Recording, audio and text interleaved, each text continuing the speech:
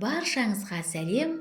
Бүгін біз үй жағдайында әжімге қарсы ақжелкеннен маска жасаймыз. Ақжелкен витаминдер мен антиоксиданттарға өте бай. Және де ақжелкен беттің түсін жақсартып, коллаген өндірісін ынталандыруға көмектеседі. Жарты шоғыр ақжелкенді ұсақтап кесіп, ыдысқа салып, үстіне 200 мг су құйып, баяу отта 10 минутқа қайнатамыз. Достар, егер мені қолдағыңыз келсе, менің каналыма жазылыңыз. Видео рецепттермен достарыңызбен бөлісіңіз. Дайын болған ақжелкен қайнатпасын електен өткізіп аламыз. Маска негізін жасауға бізге 1 ас қасық жүгері крахмалы керек. Ыдысқа қайнатпаны құямыз. Үстіне 1 ас қасық жүгері крахмалын салып, жақсылап араластырамыз. Қоспаны баяу отқа қойып, үздіксіз араластыра отырып, қоюланғанша пісіреміз.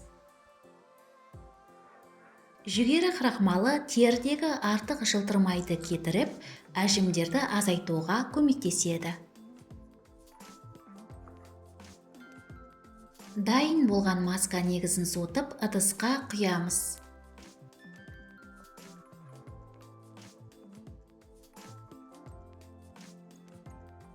Маска негізіне қосуға алоэ вера гелі керек.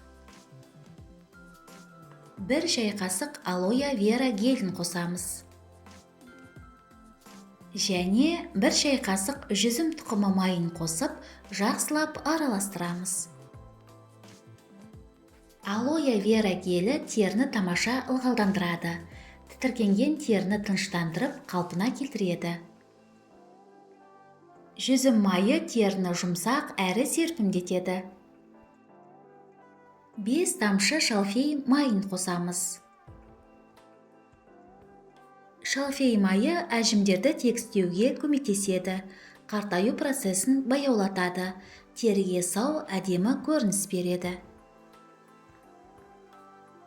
Дайын болған масканы шыны ыдысқа құйып, тоңазытқышта 10 күн бойы сақтай аласыз.